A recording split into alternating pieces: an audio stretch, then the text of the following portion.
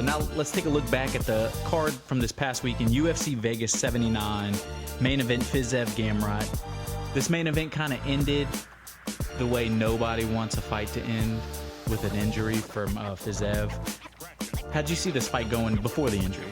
Honestly, on this one, I thought Fiziev was going to win late, middle to late round TKOs. Third, fourth round TKO was what I was hoping for. Yeah, he was the slight favorite coming into the fight. And honestly, in the first round, he held that kind of advantage. Yeah, it was a competitive first round, but it was, you would say, I would say, I think you would say too, it favored Fiziev slightly, 10-9. Right. That could also, favor the drinks sometimes. But I think personally he had, more significant strikes or more powerful significant strikes. So honestly, I agree with, the preliminary scorecards, as you would say. And at the end of the day, what does it matter? No, because in the second round, honestly, Gamrot did come out in the second round a bit more aggressive, trying to, do his work. Yeah, by no means was he like, you would say, even losing the fight. It was just a slight advantage for Fiziev. Right. And Gamrot's smart doing that. He doesn't want to go too down too early. It's a 5-round fight. You don't want to be in the fourth round being down 2. Having to win both or knock out just to, have a chance. So smart game plan by him, trying to come out strong early. And then Fiziev, threw a kick. The knee buckled, turned awkwardly. He fell to the ground, and they stopped the fight. Gamrot TKO via knee injury. Yeah, and I think today that he confirmed Fiziev that it's a ACL tear. Yeah. Which is unfortunate. Very unfortunate. Good timetable. And in football, that's a, 6... Season ending. Right. It's a season ending, 6 to 8 month recovery window.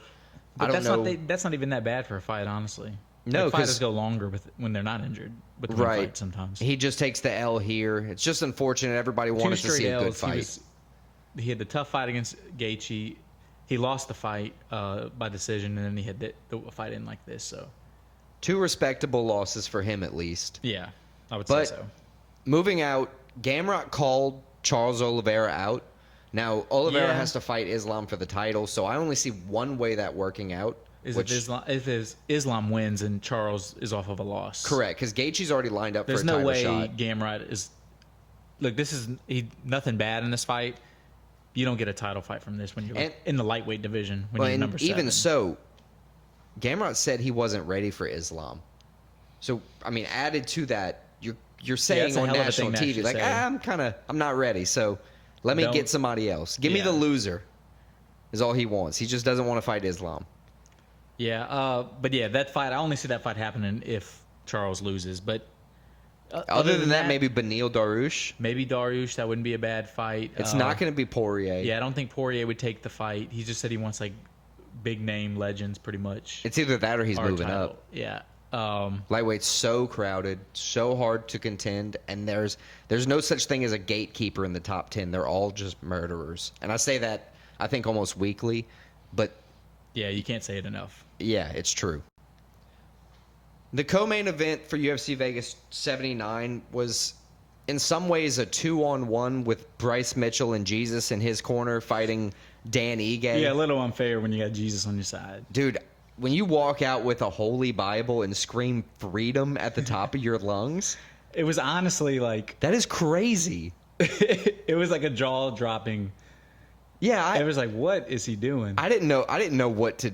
We've never seen anybody do something like that, I don't think. And we've seen various religions do, their own sense of whatever they felt necessary. I've never seen a dude come out with, correct me if I'm wrong, with the Quran and do that. Or like the Torah or anything. Yeah, I've never seen that. Granted, I also see holy Bibles in every hotel room in, the world, so... But the way Bryce Mitchell won this fight, you might want to start doing that, because if you got Jesus on your side, he came out and it was a close fight back and forth, but I think he was the obvious winner. I'm gonna say it with that second round doctor stoppage, he let Jesus take the wheel, And he was, I swear, he was praying the whole time. Like, listen, let me just fight. Let me fight. Let me fight. Yeah, his eye was pretty messed up and is pretty messed up if you've seen a recent video of him. Yeah, it's a good clean shot when you just blacken and bloody the dude's eye on. But if you fight Bryce Mitchell, you know his whole game plan is going to be to dominate you on the ground. And he did. 15 takedown attempts. He scored 5 of them. That's how he won the fight. Correct. He won the fight with a lot of ground control.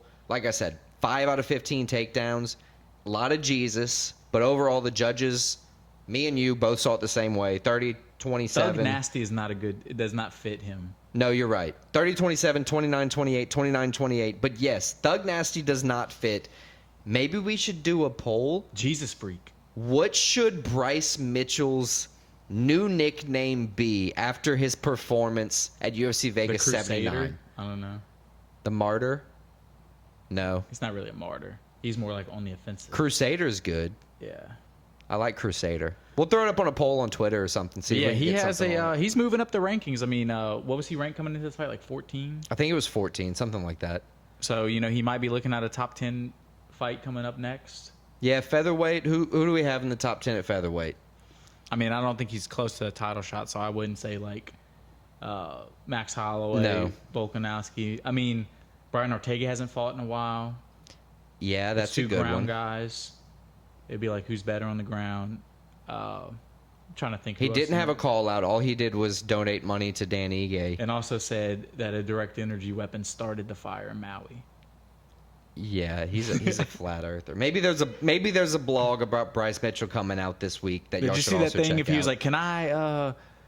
He was talking to Michael Bisping. He's like, "Can I use this moment to pray?" And he mentioned in his prayer the direct energy weapon in the octagon, and Bisping was just like, "Nope, can't do it. Gotta pull it, son." Yeah. So Bryce Mitchell moving up. Danny Ige, you never know what's happening with him. He could come back. He could make another run. Yeah, he's one of those guys. Like, I don't think he's in title contention, but a lot of guys he's a tough fight for anybody. Gatekeeper, I guess. Next fight we're gonna cover: Marina Rodriguez, Michelle Waterson Gomez. Maybe the most lopsided fight of the night.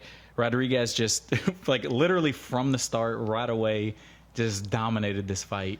Beat her up. I think it was a 10-8 first round. Yeah, it was literally like first 15 seconds. It was brutal. I thought we were going to see a first round stoppage. It was very close. Michelle Waterson was beat up.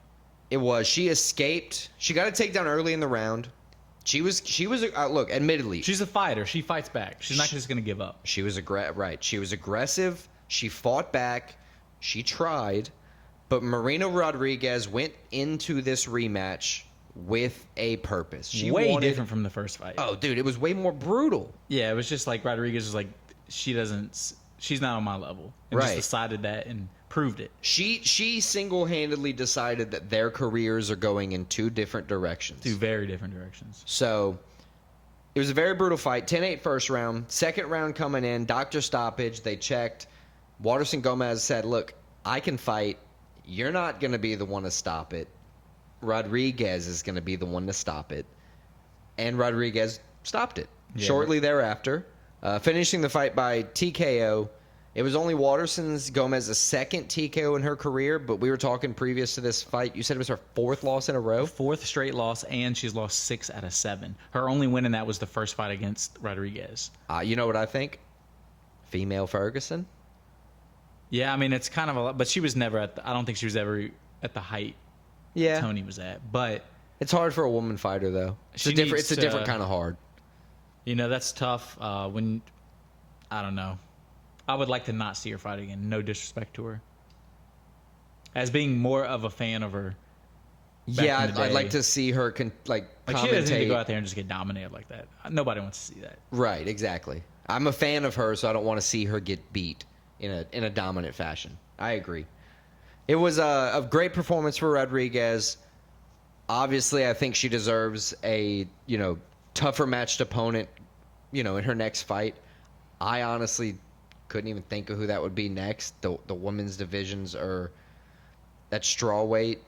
It might be Grasso Shevchenko again. It will be that first. You only need to be, the division's not deep right now, so you only need to be like on a 2 or 3 fight win streak to legit get a title consideration. That's the problem is you have Grasso Shevchenko. They have to finish a trilogy, but then you already have a Well, I guess Bueno Silva, she kind of fucked herself with the drug test. Yeah, but she'll only be out for 6 months, so that the field might clear by the time she comes back. Poirot.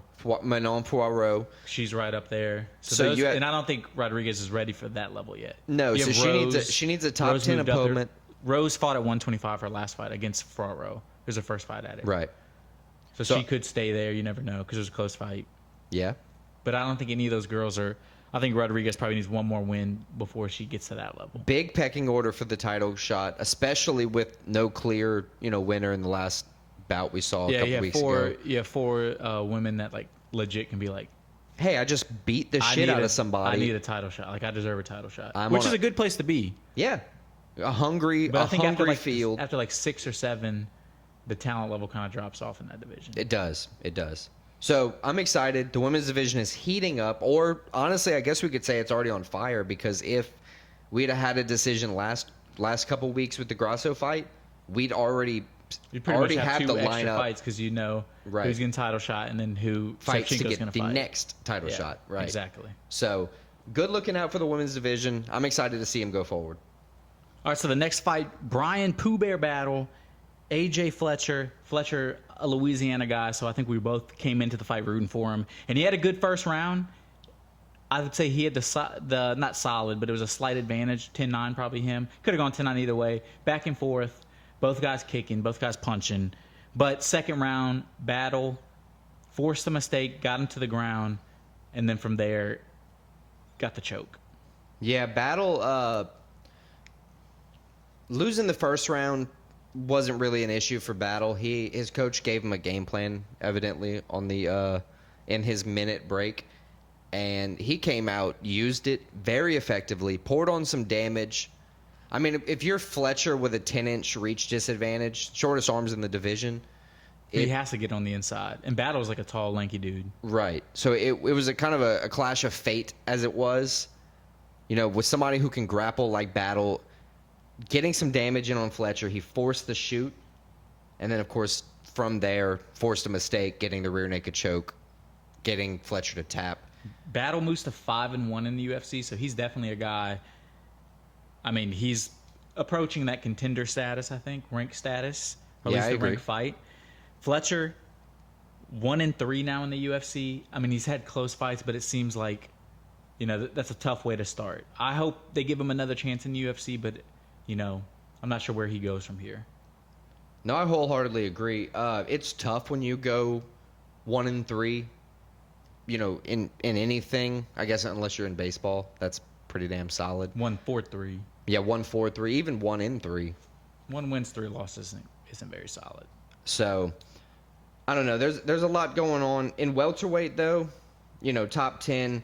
We have Vicente Luque already challenged up with Ian Gary for the future. Well, I'd say Brian Battle probably he fights. Who's 13? 14, 15 would be a Neil Magny. He's available to fight. Michael Chiesa just lost. So both those guys just lost, so I wouldn't mind him fighting either one. Or you could go up to a 13 Kevin Holland who just lost. As he said, I just fucked that up. So he may want to come out, get some domination. And it's not to say that, Brian Battle's going to lose, but it would be a tough fight for both guys. It would be a tough fight, but it would be definitely a fight worth taking for Brian Battle. Even a Sean Brady having to draw out from staff earlier in the year. But I think Sean Brady did just get booked. I'll have to confirm. Opening up the main card, we saw Ricardo Ramos fight with his crazy style, UFC game character style, in my opinion. Yeah, definitely like a video game. How you fight in video games. How I fight specifically, anyway. Taking on Charles Air Jourdain. He really took it on like Michael Jordan this time. He surprised me. I picked him, but he still surprised me. He dunked on Ramos, like you just said, forcing Ramos to shoot a takedown early. From there, he saw a clear opportunity to just lock in a very deep rear naked choke. He cut off all the angles, did the right things, and Ramos lost in the first round. Ramos looked like a guy. He had his last fight before this was June 2022. Yeah, taking a long time off. He kind of looked like.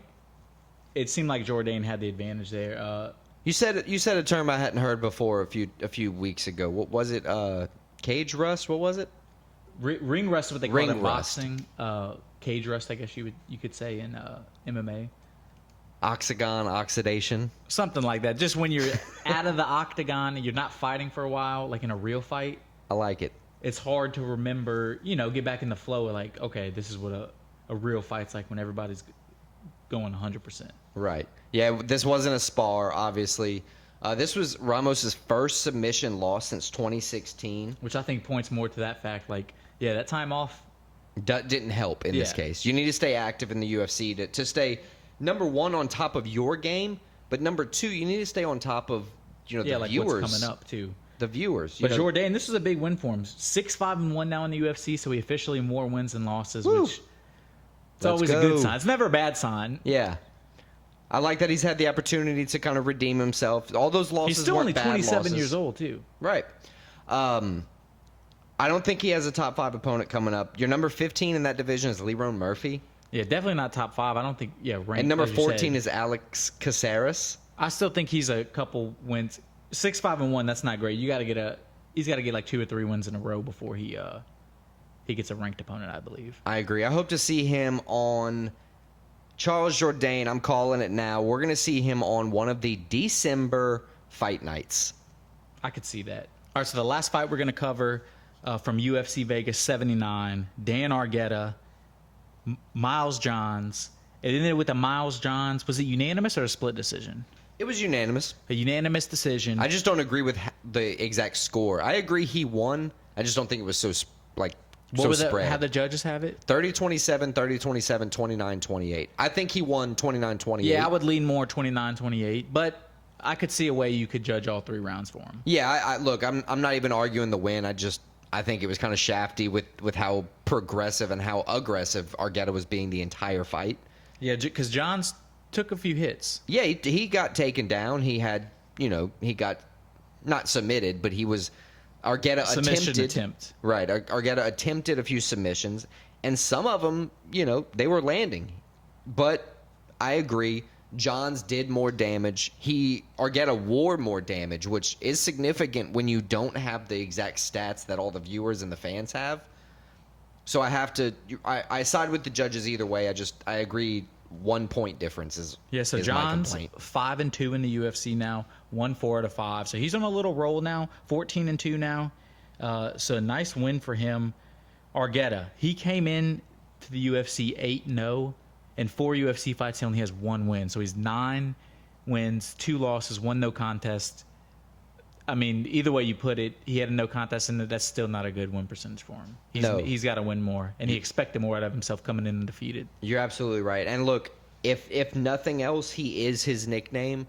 Dan Argueta The Determined? is determined. So I do want to see him fight again. I don't know if he needs a better camp or, He might just had an off night. It might just been one of those nights. Correct. So I'd like to see him fight again. But Miles John, obviously on the up and up, has a great record in the UFC. I'm excited to see maybe another, December card fighter.